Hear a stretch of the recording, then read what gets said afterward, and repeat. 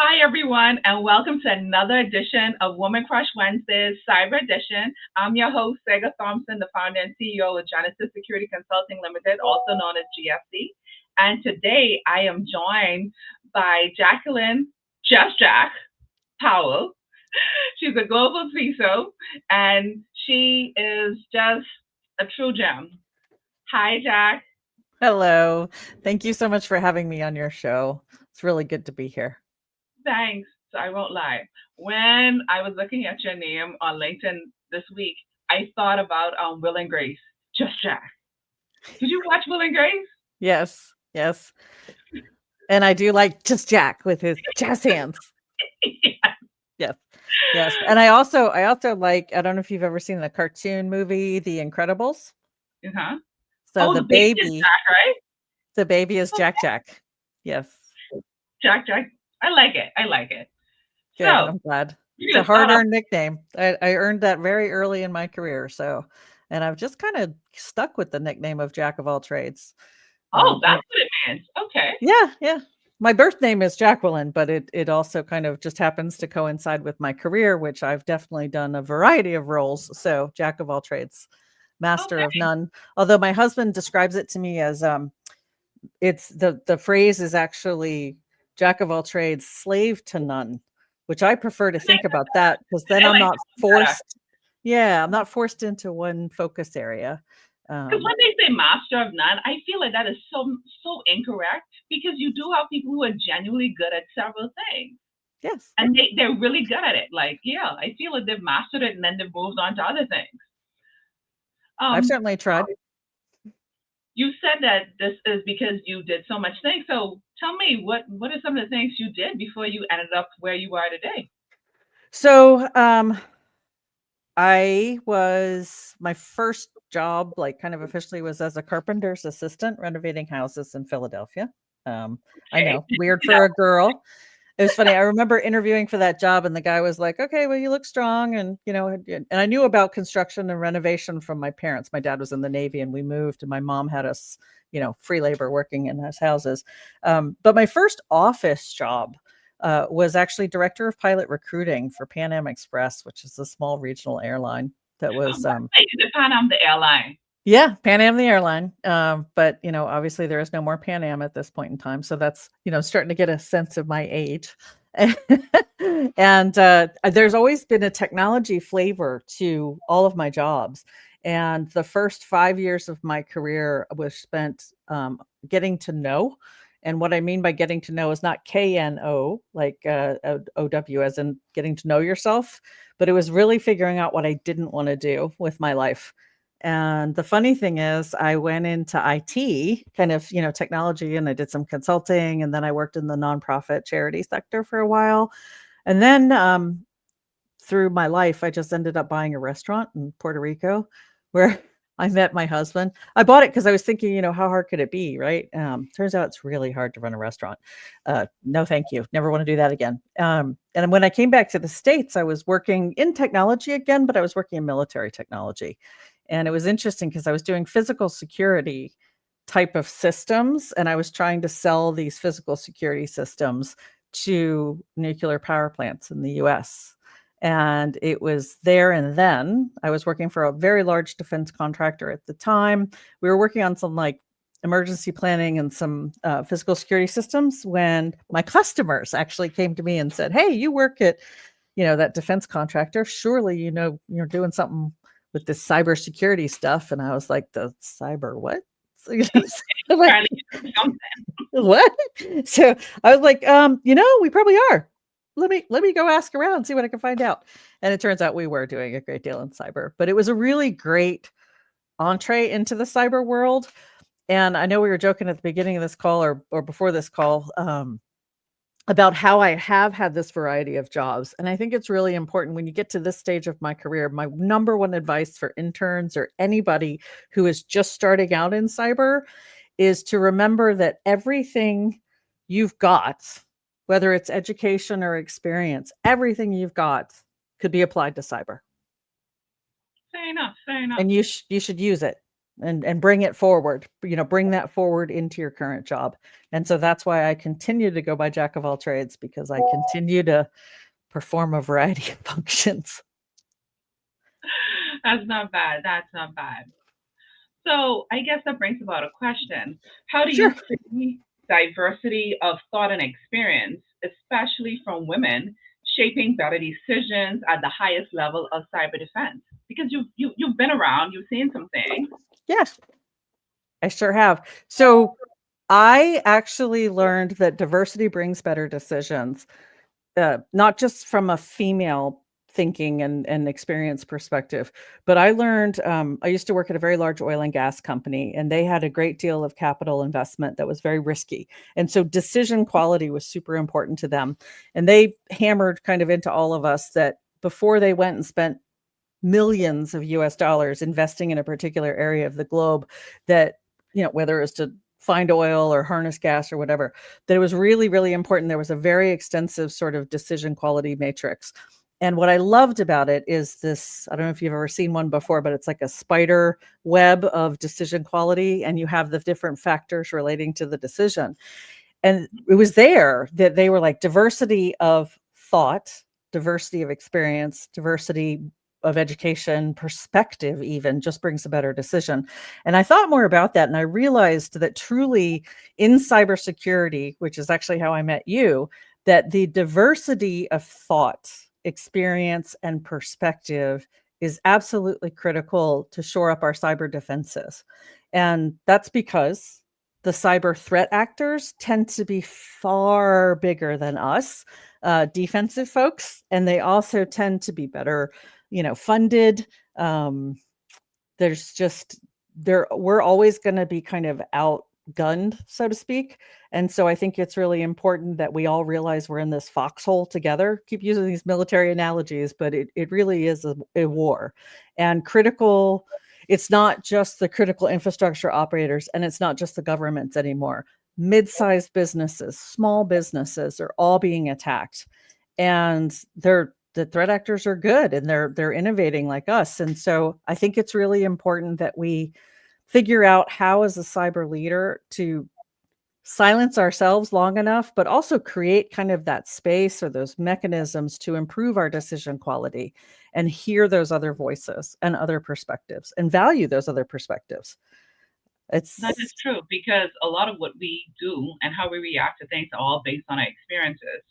And we can all look at the same problem and see it through a different lens, which is why I think when we're creating policies and standards, we try to get a lot of people around the room, because we understand if you just attack it from one way, it's very narrow and you don't see the way how it would impact someone else.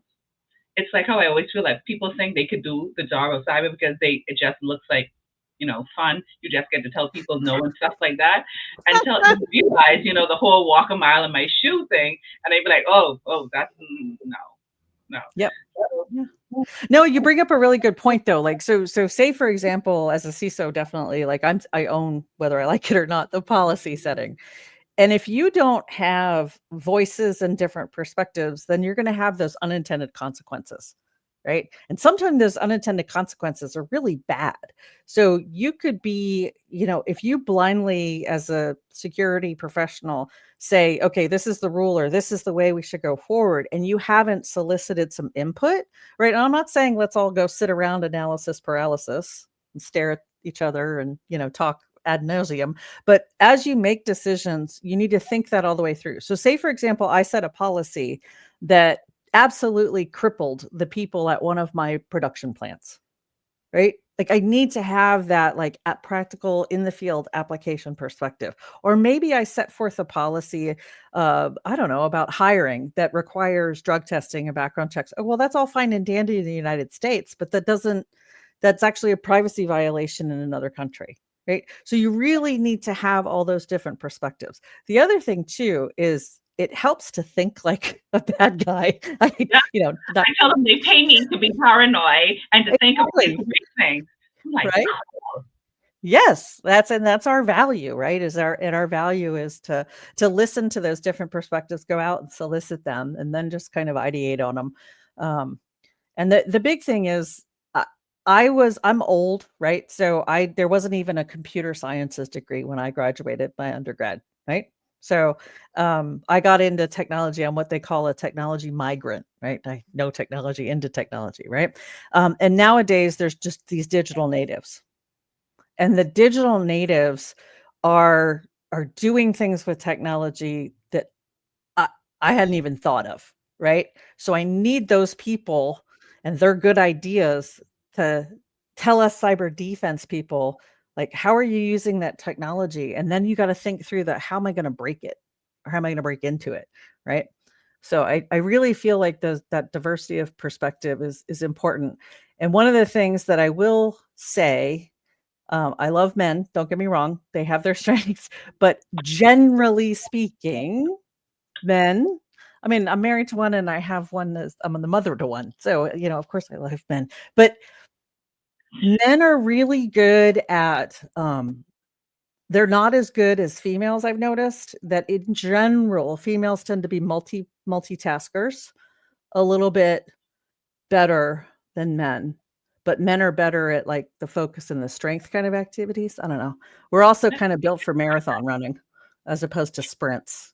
And I've noticed that there's definitely so this is Women Crush Wednesday, right? So like it's I want to talk to the females in the audience that might watch this show, not to disparage men. I think they're great, but and they have different skills that I think they bring to bear on the cyber defense world. But I think females are just kind of naturally tending towards the multitasking and the The sort of nuances. Don't forget the nuances. and the nuance. Yeah, we don't always have higher EQ than the males we work with, but you can't make statements like that. Come on, we would be discriminating. Fair enough.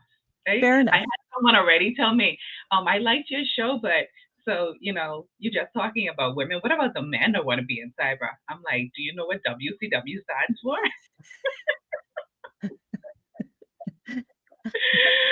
Well, I So mean, what I did.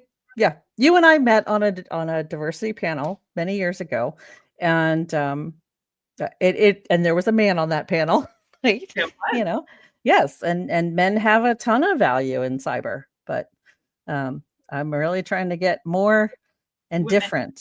I told them, I think until you've been to a place where you've walked in a room and realized how few women there are, I don't think a man understands because they don't go to places and they are underrepresented.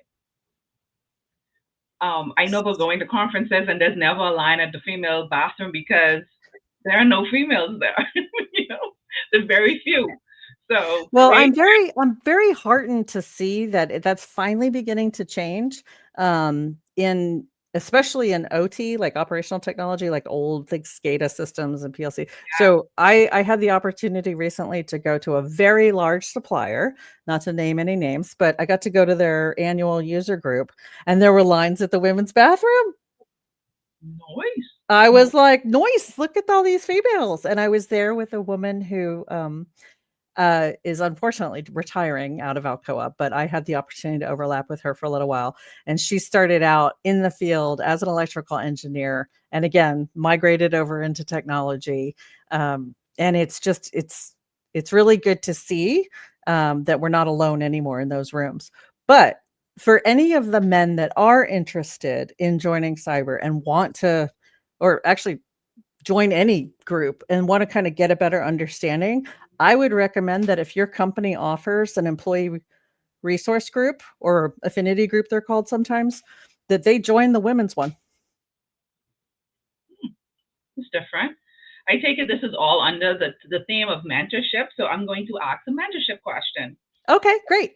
Um, mentorship and empowerment are recurring themes in your journey. From I've known you, you've always believed in mentorship. Um, what are there any practical steps you think you can offer for a woman or anyone, to find a mentor or to step into a mentoring role themselves? Ooh, I actually recommend both. But let me take the first part of that question first. So, practical tactical steps is identify someone that you admire, or who has a skill set that you don't have, or has an, and when I mean skill set, that could be anything from, like I was in insurance.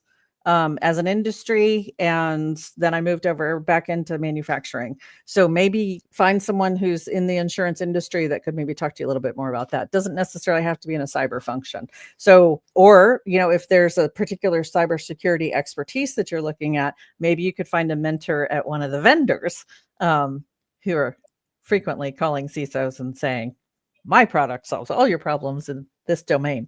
No, I'm just kidding. I actually leverage my vendors quite significantly to help me mentor my team in terms of making visible to them the capabilities that are available in the market today.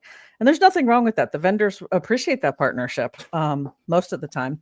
But I would say when you approach your mentor, be very clear and very structured about what it is exactly you want from that individual.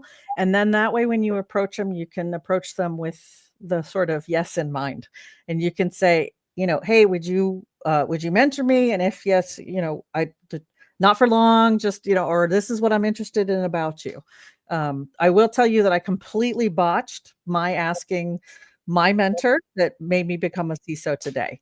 And she was the only female CISO of the 6 large oil and gas companies at the time I was working in that space. And she would probably disagree, but I felt like a complete idiot, like going to her and I was like, would you possibly maybe ever consider mentoring me? And she was like, absolutely, I'd love to. And I was just like, whoa, what do I do with this? And then I realized, I was like, okay, you botched that, Jack. Like you need to structure the program. And I can tell you, I'm a lot more interested. It's interesting. So this is hopefully my last full-time role. I'm looking to pivot into like the portfolio phase of my career, go part-time. My husband's already retired, so I'm kind of motivated. But my interest right now in mentoring is really on those people who are going to be sitting in my seat shortly, like next. So I used to be interested in mentoring just anybody who was interested in cyber, but I'm realizing in the 20 years now I've been in cyber. I have no idea how long it's been, but it's been a while. And as I look, I'm like, okay, so we've got all these really great, awesome experts, but people who are sitting in my seat, we're all getting ready to retire in the next 3 to 5 years. So what are we doing about that layer of leadership? Okay. The field So in general needs mentoring, but like and recruiting. now moving into succession planning. So I have a Yeah, question for succession planning, but I'm sure. going to tell you. So I had these, I think, ideas in mind of what mentorship should look like. Okay. Um, so I have had 2 formal mentors in my life, and they all happened ironically around the same time. There may have even been a brief overlap, and they were each for about 6 months. One Okay. was a male, one was a female. Um, and I found the male did not give a structured mentorship, which was kind of good because he just went by whatever he felt was important on that day and time. I won't lie. Okay. It was really good pearls of nuggets. Some was just rambling, but neither here nor there. On the female side, she approached it more like, okay, what is it you want from this? What is it you need? What are you trying to achieve? And then I realized that I had no idea. And then what I realized in the midst of it is I didn't really need a mentor at that point because I already had some organic mentors that helped me get where it was just a place where I was trying to figure out how to get to a place and I didn't know how to get there. And then I realized that mentor hadn't been in my situation, so they also couldn't quite tell me how to get there. They had some good um, ideas and feedback, Right. but I was already at a level where I wasn't. It wasn't like, hey, I was trying to get to leadership. I was already in leadership. That makes So sense. those big goals at that point was not quite aligned. And I'm not saying that when you reach the top at when you become the owner of a program that you no longer need mentorship. That's not true. I think there's always learning to be had at every level. But it's just that what I needed wasn't really that. So it's very interesting. But Interesting. So did you so one of the other pieces that I think is really important of the mentor-mentee relationship is the fact that the person asking needs to remember that they actually have an opportunity to mentor their mentor that they're asking. And what I mean by that is, so I said it's really important that you have both. Like you are acting as a mentor to others, but then you also have mentors. And I feel like I didn't realize it, but my perspective and my asking that person to be my mentor actually gave them feedback and like an interaction with a different, like outside of their industry, outside of their company, outside of their food chain, it kind of gave them feedback too. So remember, it's a bi-directional conversation and it's a bi-directional benefit. I thoroughly enjoy the mentoring that I have done and have done recently. Just because I learned so much from them as well.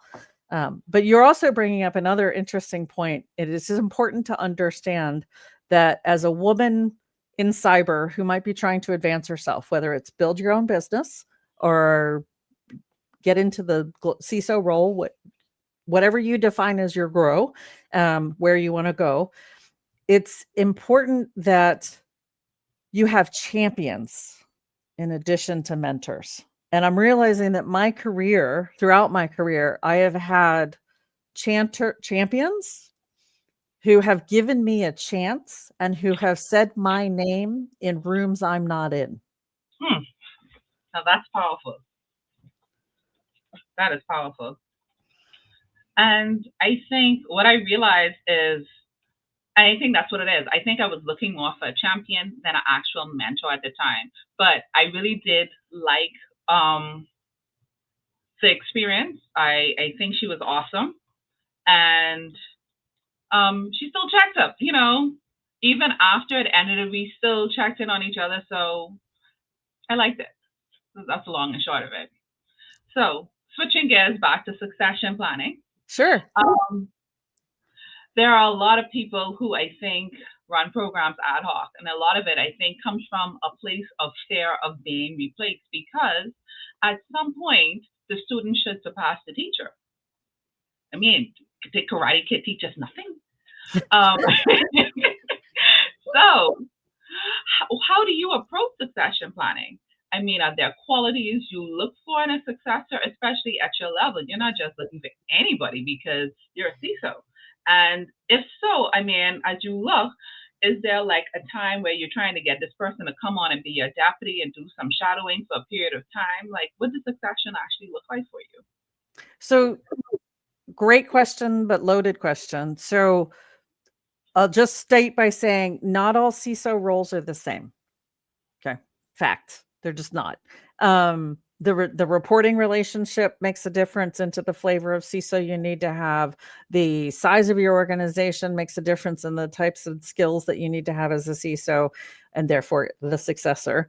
You also have to look at your industry, the regulatory framework. There's a variety of factors that kind of influence who I look for in terms of my deputy and then my replacement. So tomorrow is my 1-year anniversary at my new role. You can all look up where I work.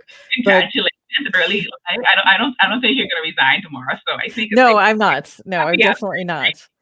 But one of the key aspects is the concept of a deputy or like a chief of staff, like becoming your logical successor is not something that is normal in my organization. So first things first is I had to sell the concepts of this deputy CISO position, which hasn't even been posted yet, right? So I had to sell the concept of a deputy CISO. Then you bring on that person, and you ideally overlap with them for a period of time. And ideally, your named deputy succeeds you. But again, it's up to the board of directors. It's up to the executive team. It's kind of out of your hands when you leave. My ideal scenario is that I would identify someone who is appropriate for my industry, my organizational size. And then again, get the deputy position like defined, job description posted, and then ideally you have overlap. All right. So if it doesn't work out like that, would your thing be more like, oh, let's just create a document and say, these are the things we should look at and should look for moving forward to get someone else in this role? Well, Yeah, I'm just trying to think like so if my hiring plan doesn't work out. No, because I'm just reflecting back on my last couple of roles. So I actually started out as a deputy CISO. I left the oil and gas industry and I went to a manufacturer, and it was the perfect role because the CISO had been in role for like 4 years, and let's face it, burnout is it's real. It is real. And most mature organizations that we could have an hour-long discussion on the tenure of CISOs, just like we could have an hour-long discussion of the compensation of CISOs. This is a deep topic because finding your successor is a big deal. But so I was the deputy CISO for someone who was really burnout, really, really, really burnout. But it was the fantastic learning opportunity for me, because he was happy to have the program, me running various aspects of the program, which was a great learning experience. And I know one of your other questions was about this imposter syndrome. And I got to tell you, like most of the time I was in that role as deputy CISO, I had imposter syndrome. I was like, what am I doing? I don't know how to do this. I don't know. Oh my gosh, I'm the executive decision maker on this massive, very expensive DR test. What am I going to do? Um, so I would encourage anybody who wants to be a CISO to like be 100% clear about what kind of organization you want to be the CISO of. And then if you can find a deputy or chief of staff like kind of opportunity within those CISO roles, that would be ideal. I'm going to say But again, something it's hard. probably a controversial. I feel that anyone who owns a cyber program should switch out companies at the 4 to 5 year mark. Unless Should they're do like, what should they do at the 4 to 5 year mark? They should switch out. They need a new company. Yeah. To counteract the burnout. They need new people to annoy. I do not disagree with that concept. A lot of people some people find a job and they want to stay there, and they be like, they complain about it, they're burnt out about it, but they're still comfortable or scared to make a jump. I'm just like, that 4 year mark, things starting to look kind of rough. You tired. It's like the fight. It's the constant fight, because if you do your job right, you still have to explain, because I feel like it's not quite always tangible to explain how well your cyber program is doing. Because if you're doing it right, you are mitigating attacks, you're mitigating risk. Things are not happening because that's what it should be happening. So it's easy to kind of forget the value that you bring.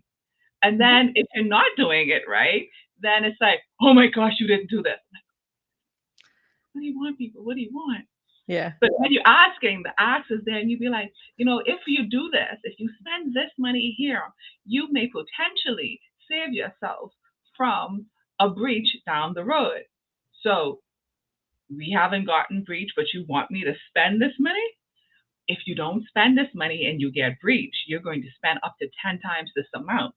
And then someone still be like, but we're good. We're good. Let's do something else instead, something that could bring us immediate return. So that's what I mean. So it's not controversial, because that was actually an interview question once posed to me. The question was specifically, how long do you think a CISO should stay in role? And I said, well, it depends on the organization, because if it's a really super immature cyber program and you're just like building, and you're probably highly likely to have a breach immediately, then you're going to be, hey, I made it 2 years. Awesome. But at a more mature organization, your answer, I would actually agree with you. I would say somewhere in between the 4 to 6 year mark, you either have had the influence, you've probably burned up all of your political capital, you've probably called in all of your favors, and hopefully, you've organized it so that your leadership team and their teams are all, as staffed as you're going to get them, as trained as you're going to get them, as motivated as you're going to get them, right? Plus, it's really good to kind of switch it up, right? Like I was not looking for this most recent job change, but the recruiter reached out to me, and it was perfect timing, and it was right location, right opportunity. I had an opportunity to change my scope from very large, heavily regulated organization that was part of a global organization. I had the opportunity to take on that global scale and scope. But I also did tell this company, I was like, I promise I will stay in role for 4 years. After that, we'll see. Have you ever worked for a unicorn company? And a unicorn to me is a company that has the budget, the resources, and they are cheering, they are championing your cause. Have you ever worked for one of those? Um, no, but I haven't ever worked for a cybersecurity product company. Okay. That would be where you would get that. Thank you. Now I need to go there and find me a unicorn. I may have to put on a LinkedIn ad for that. Well, Looking it's for a not a unicorn unicorn. client to work for. I don't know. So for me, I don't want to work for a company that is unlimitedly funding their cyber program. And I'll tell you why. I want to work for a company that has the core values that resonate with my personal core values. Okay. And my last 3 companies have had that. And actually the one before, last 4. Like, so they're when I moved over here, it was very specifically because of the company's core values. Our CEO just recently published a new vision statement for the future that I love. But you have to understand, in cyber, one of the best experiences I ever had was sitting, again, back at that oil and gas company. I had visibility into the enterprise risk management team. And I'll tell you what, there is something really humbling about finding out what those other enterprise level risks are. Because then you realize, you're like, oh, okay. So if I'm the CFO of this organization, or the CEO, whatever, I'm like the COO or the CEO, I only have this much money because we only sold so much last year or made that trade. Like, how do I spend it? Do I spend it to go capture this new market that'll increase our sales, like, or profit later, or do I spend it on defending against this risk, right? So it was funny because when I interviewed with the CEO at my last role, he asked me, he's like, Jack, I got to ask you. He's like, this access management stuff. He's like, it always costs like so much money. How do you know what's the right amount to spend on cybersecurity to, protect our business? And I said, well, that's easy. Or he's like, how do I not have to worry about cyber risk? And I said, that's an easy answer. I said, close your business. Hey, no business, no risk. No business, no risk. No money. Cool. But I totally understand that is a hard decision to make, and I don't envy anyone those roles. I think that's that whole walk a mile in your shoe type of situation. When you're sitting in your niche, you really are concerned with the risks that apply to you. So I totally get that. Yep. And so that's why it's really important to the language in cyber today. So one of the key skills that everyone in cyber, I'm begging you all, please go learn what's important to your business. Make friends with your CFO. The other body within technology that suffers from the same problem we do in cyber is your network team. Yeah. Or your cloud support team, right? Like, those people work hard and nobody cares. Network guys were the best. They were the best. It won't lie. Yeah. I think they can either make or break your role in a lot of ways. When they realize that, hey, there's a partnership and I got you, hey, I'm willing to tell them all your problems, boo. If you need help getting something, I am willing to help you provide business justification. And so yeah, I totally get that. I totally get it. Yeah. So that's your partner, but then the both of you need to go learn how to talk risk, the language of risk. What is residual risk? What is control health? Because if you can't talk risk reduction, then you can't demonstrate the ROI. Great. You cannot demonstrate that return on investment. The other thing that I will strongly recommend everybody understand about working in cybersecurity, unless all you want to do is detect and respond and you want to be the analyst like in the movies, that's fine. And there's nothing wrong with that job. But cyber is way bigger than detect and respond. Way bigger. Hey, say it one more time. So much bigger. For the clients I'm trying to get, and they tell me stuff like, oh, but we already have someone monitoring. And I'd be like, please note that cybersecurity is so much more than just monitoring your network and your tools. Like, there is so much more to it. There is that GRC aspect. And that right there is heavy because if you don't have a governance structure, what are you measuring this again? How are you enforcing anything? If you don't have your risks identified and able to speak to them, like how are you explaining these? How are you aligning this to your strategies? How are you Mm-hmm. helping to actually make strategic business decisions? Mm-hmm. And of course, your So, compliance is basically your checkups. so GRC. So let's focus on the R for a second and the G. So we've been talking about the R, how important it is to focus on the risk, communicate the risk, identify the risk, and then understand how healthy your controls are. How are you mitigating the risk? But what you need to do with your G is you need to introduce what I affectionately refer to as the shared responsibility model, because you need the team of people within your business that are helping you, the cybersecurity team. I guarantee that you are going to propose a certain amount of projects to reduce the risk. Like, I want to spend $15 million next year on reducing the risks, right? And they're all over, and here's my heat map and all that stuff, right? So what's going to happen is my business is going to go, we have all these other business priorities that we need to fund: sustainability, corporate reporting, new technology, whatever, right? And so you're not going to give me 15, you're going to give me 5. So what I need to do is create a governance structure that is risk informed, make it all visible to them, and then they can help me decide what stuff we're not funding. Risk registers for the win. Risk register for the win. Amen. Amen, sister. Yes. Risk register for the win, shared responsibility model, unintended consequences. And all of this you have to do on a continuous basis. And when the threat actors change, you're like, oh man. When your business changes, you're like, oh man, okay. So you have to be, and I think that's probably why we're all kind of goofy at heart, because you got to laugh, because there are days, man, Cry. when, No, you will cry. or you will cry. Indeed. Indeed. Oh man. The conversation with you was always great, Jack.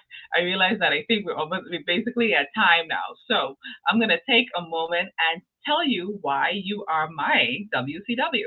Why? So we met, I think, either 2019 and 20. No, it had to be in 2020. We were in the COVID era, Mhm. October 2020, September, October. Hey, around this time, we almost celebrating an anniversary. I love And it. we were having the pre-discussion meeting about the actual segment, and I had showed up. I think I was traveling at the time. I was doing something, and my hair wasn't fixed. I had more hair then, and I was like, my camera wasn't on, and you came and you were like, hold up, Miss, you are a woman in cyber. Secondly, you are a Black woman in leadership. You have to show up and show out at all times. And it was words that I have taken to heart since then. I will not lie, I still would prefer to just blend into the background and just get my work done. But I do understand the importance of representation. And it means a lot that you, at that first meeting, that you just did that, and it set a tone. And then throughout it, like um a year or so ago, when you say, hey, I was thinking of you, hey, I'm going to send you this book. And I'm like, these are the things that make you stand out. And despite the Aw, fact that you're just Jack, you will always be all the Jacks for me. thank you. That's so sweet of you to say that. Thank you. And it is important, because if you can't see it, you can't be it. So I need people like you to keep it up. Oh man, I will definitely do my best because, I have to be that light, make sure I pass the baton on to someone else and instill those pearls of wisdom. Please do. And with that, we wrap up another, I hope, interesting to everyone else because we had so much fun with this episode. Thank you for everyone who tuned in. Thank you, Jack, once again for being here. And Of course. until next time, I hope you guys tune in, like, and subscribe. Thank you.